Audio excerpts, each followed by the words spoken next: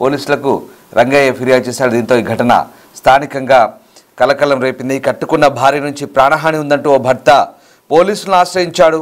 ప్రియుడితో అక్రమ సంబంధం పెట్టుకున్న భార్య వేధింపులు భరించలేక ఇక ఆమె ప్రియుడి నుంచి తనకు ప్రాణహాని ఉందని రక్షణ కల్పించాలంటూ పోలీసులను ఆశ్రయించాడు. మల్కాజ్గిరి మీర్జాలగూడలో ఉండే కన్నస్వామి రంగయ్యకు రమ్యకృష్ణతో 2024 ఫిబ్రవరిలో వివాహమైంది. ఆ తర్వాత ప్రియుడితో తరచూ ఫోన్ కాల్స్, చాటింగ్, ఇలా బయటికి వెళ్ళి చట్టాపట్టాలు వేసుకొని తిరగడం, ఇలాంటి వ్యవహారాలన్నీ కూడా కంటిన్యూ అవుతూ వచ్చాయి. అయితే వివాహమైన 5 నెలలకే భర్త ఇంటి నుంచి వెళ్ళిపోయింది ఆ భార్య. అప్పటి నుంచి ఇద్దరి మధ్య గొడవలు ప్రారంభమయ్యాయి. ప్రియుడితో కలిసి ఉన్నట్టు తెలుసుకున్న భర్త రమ్యకృష్ణకు మరొకరితో సంబంధం ఉందంటూ విడాకులకు అప్లై చేసుకున్నాడు. అయితే రమ్యకృష్ణ ప్రియుడికి వేరే అమ్మాయితో ఇదివరకు వివాహం కావడంతో మళ్ళీ భర్తతో ఉంటారంటూ ప్లాన్ చేసింది. తనకు ఏది జరిగినా భార్య రమ్యకృష్ణ వారి కుటుంబ సభ్యులు ప్రియుడే బాధ్యత వహించాలంటూ భర్త ఆందోళనకు దిగాడు. ఈ నేపథ్యంలో పోలీసులకు కంప్లైంట్ చేశాడు. ఒకసారి ఆ భర్త స్పందన చూద్దాం. కర్ణ స్వామి రంగయ్య నేను కొబ్బరి రమకృష్ణని ఫిబ్రవరి 28, 2024లో వివాహం చేసుకున్నాను. ఆ తర్వాత అమ్మాయికి వేరే అబ్బాయితో, వినయ్ కుమార్ అనే అబ్బాయితో లైంగిక సంబంధం ఉంది. సో ఇది తెలిసిన నేను డైవర్స్కి అప్లై చేశాను. కాకపోతే ఆ అబ్బాయికి పెళ్ళి అవ్వడం వల్ల మళ్ళీ అమ్మాయి నాతో ఉంటాననేసి మళ్ళీ నన్ను బెదిరించి డివోర్స్ పేపర్లు విత్డ్రా చేసుకోమని చేస్తుంది. సో నా లైఫ్కి థ్రెటనింగ్ ఉంది. ఈ యాక్టివిటీకి వాళ్ళ బావైనటువంటి కడితం కిరణ్ కుమార్, వాళ్ళ అక్క కన్యలత వాళ్ళు సహకరిస్తున్నారు. సో ఏ జరిగినా కానీ, నా విషయంలో ఏ జరిగినా వాళ్ళ బాధ్యులు నేను నాకు లైఫ్. కర్ణ స్వామి రంగయ్య నేను కొబ్బరి రమకృష్ణని ఫిబ్రవరి 28, 2024లో వివాహం చేసుకున్నాను. ఆ తర్వాత అమ్మాయికి వేరే అబ్బాయితో, వినయ్ కుమార్ అనే అబ్బాయితో లైంగిక సంబంధం ఉంది. సో ఇది తెలిసిన నేను డైవర్స్కి అప్లై చేశాను. కాకపోతే ఆ అబ్బాయికి పెళ్ళి అవ్వడం వల్ల మళ్ళీ అమ్మాయి నాతో ఉంటాననేసి మళ్ళీ నన్ను బెదిరించి డివోర్స్ పేపర్లు విత్డ్రా చేసుకోమని చేస్తుంది. సో నా లైఫ్కి థ్రెటనింగ్ ఉంది. ఈ యాక్టివిటీకి వాళ్ళ బావైనటువంటి కడితం కిరణ్ కుమార్, వాళ్ళ అక్క కన్యలత వాళ్ళు సహకరిస్తున్నారు. సో ఏ జరిగినా కానీ, నా విషయంలో జరిగినా వాళ్ళ బాధ్యులు నేను. ఇలాంటి ఘటనలు చూస్తున్నప్పుడు నిజంగా భార్యాభర్తల మధ్య సంబంధాల విషయంలో అసలు పూర్తిగా ఎలాంటి అవగాహన లేదనే విషయం అర్థమవుతుంది. పెళ్ళిళ్ళకు ముందే ఇతర వ్యక్తులతో అఫైర్లు కొనసాగించడం, అవి పెళ్లి తర్వాత కూడా కంటిన్యూ చేయడంతో భార్యాభర్తల సంబంధాలని పూర్తిగా విడాకుల వరకు దారితీస్తున్నాయి. అంతేకాదు ఇక హత్యలు, వాటికి సంబంధించిన కుట్రలు కూడా జరుగుతున్నాయి. ఇటీవలి కాలంలో చాలా చూస్తున్నాం. ముఖ్యంగా భర్తలను భార్యలు చంపడం ఒక ట్రెండ్గా మారిన ఈ నేపథ్యంలో ఒకసారిగా తన భార్య నుంచి ప్రాణహాని ఉందంటూ ఈ వ్యక్తి చేసిన ఫిర్యాదు ఇప్పుడు ఆసక్తికరంగా మారుతుంది.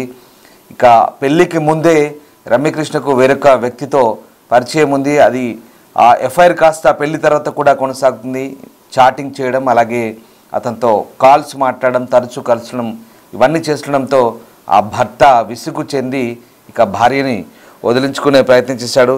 అందులో భాగంగానే పెద్దలతో పంచాయతీ చేసి ఆమెను వదిలించుకున్నాడు కూడా. కానీ ఇక తర్వాత ఇద్దరి మధ్య గొడవలు ప్రారంభమయ్యాయి. వేరొకరితో సంబంధం ఉందంటూ విడాకులకు కూడా అప్లై చేసుకున్నాడు. అయితే రమ్యకృష్ణకు ప్రియుడికి, రమ్యకృష్ణ లవర్కి వేరే అమ్మాయితో ఇదివరకు వివాహం కావడంతో మళ్ళీ భర్తతో ఉంటారంటూ ప్లాన్ చేసింది. తనకు ఏది జరిగినా భార్య రమ్యకృష్ణ వారి కుటుంబ సభ్యులు ప్రియుడే బాధ్యత వహించాలంటూ ఆ భర్త ఆందోళన దిగాడు. ఇప్పటిదాకా అతను చెప్పిన మాటలు విన్నాం మనము.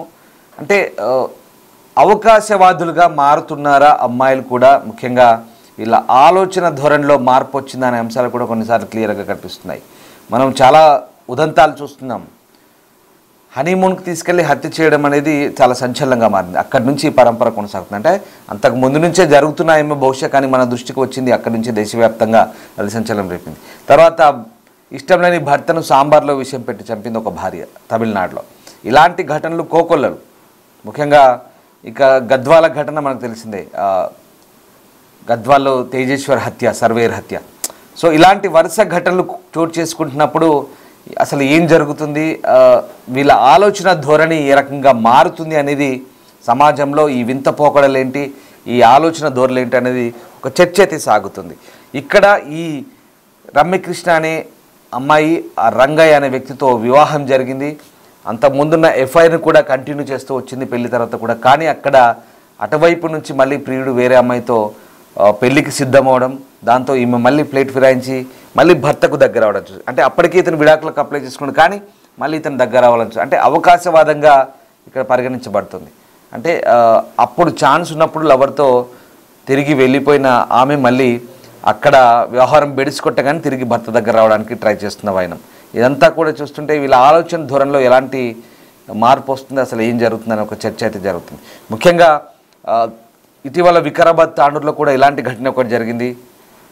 పెళ్ళికి ముందు కర్ణాటక చెందిన ఒక అబ్బాయితో ఆ అమ్మాయి లవ్ చేసింది, తర్వాత పెళ్ళి వేరే అబ్బాయితో జరిగింది. అయితే తర్వాత కూడా కంటిన్యూగా అబ్బాయితో మాట్లాడడం, చాటించడం, ఇవన్నీ వ్యవహారాలు చూసి ఆ భర్తే ఆమెను దూరం పెట్టాడు, పెద్దలతో పంచాయతీ జరిపి విడిపోయే ప్రయత్నం చేశాడు. అయినప్పటికీ కూడా ఆ భార్య ఎవరైతే ఉందో అతని లవరు సేమ్ ఇదే స్టోరీ, అతను కూడా వేరే అమ్మాయితో చెట్టాపట్టాలు వేసుకొని తిరగడం నచ్చని అమ్మాయి తిరిగి మళ్ళీ అక్కడ వ్యవహారం బెడిసికొట్టింది. అంటే పూర్తిగా ఎటు కాకుండా అయిపోయింది, ఇటు భర్తతో కాకుండా ఇటు లవర్తో కాకుండా అమ్మాయి ఇప్పుడు ఒంటరిగా మిగిలిన పరిస్థితి. ఇలాంటి ఘటనలు కూడా కోకోలలో జరుగుతున్నాయి. మీరు చూసిన దృశ్యాలు, ఇక్కడ అమ్మాయి అతనితో వివాహం జరిగినప్పటి దృశ్యాలు అవన్నీ కూడా. తర్వాత ఇప్పుడు ఏకంగా ఆమె నుంచి తనకు ప్రాణహాని ఉందంటూ అతను పోలీసులకు ఫిర్యాదు చేసిన పరిస్థితి. ఇలాంటి ఘటనలు జరుగుతున్నాయి. అంటే ఇటీవలి కాలంలో భర్తలను చంపడం భార్యలకు ట్రెండ్గా మారిన నేపథ్యంలో ఇవన్నీ కూడా ఘటనలు ఒక్కొక్కటిగా బయటకు వస్తున్నాయి. సో ఏదేమైనా భార్యాభర్తల మధ్య అవగాహన లోపము, అండర్స్టాండింగ్ కనుక లేకుంటే కనుక ఈ సంబంధాలు నిలబడవనేది మరొకసారి స్పష్టమవుతుంది. ముఖ్యంగా ఈ వివాహ వ్యవస్థలో పెళ్ళికి ముందే ఉన్నటువంటి అఫైర్లు ఏవైతే ఉన్నాయో దాని తర్వాత పెళ్లి తర్వాత కూడా కంటిన్యూ చేయడం, పెళ్లి తర్వాత కూడా పరస్పర అవగాహన లేకపోవడం, ముఖ్యంగా భర్తలను భార్యలు గౌరవించకపోవడం, భార్యల్ని భర్తలు గౌరవించకపోవడం, ఇలాంటి ఘటనల వల్ల తరచూ ఈ ఘటనలు పూర్తిగా నేరపూరిత ఆలోచనలుగా మారి హత్యలుగా పరిణమిస్తున్న ఘటనలు చూస్తున్నాం. చాలా ఘటనలు జరుగుతున్నాయి సోషల్ మీడియాలో. ఇవన్నీ కూడా చదువుతుంటే, వింటుంటే, మీకు చెప్తుంటే కూడా కొన్ని అంశాలు దిగ్భ్రాంతికరంగా ఉంటున్నాయి. వాస్తవంగా ఇలాంటి ఘటనలు సమాజంలో ఆగాలంటే ఇలాంటి ఘటనల పట్ల అప్రమత్తంగా ఉండాల్సిన అవసరం ఉంది. అందుకే ఇలాంటి విషయాల గురించి పదే పదే మీకు ఈ వాస్తవాలను వివరించడం జరుగుతుంది. మీరేమనుకుంటున్నారు కామెంట్ బాక్స్లో తెలియజేయండి. Thank you.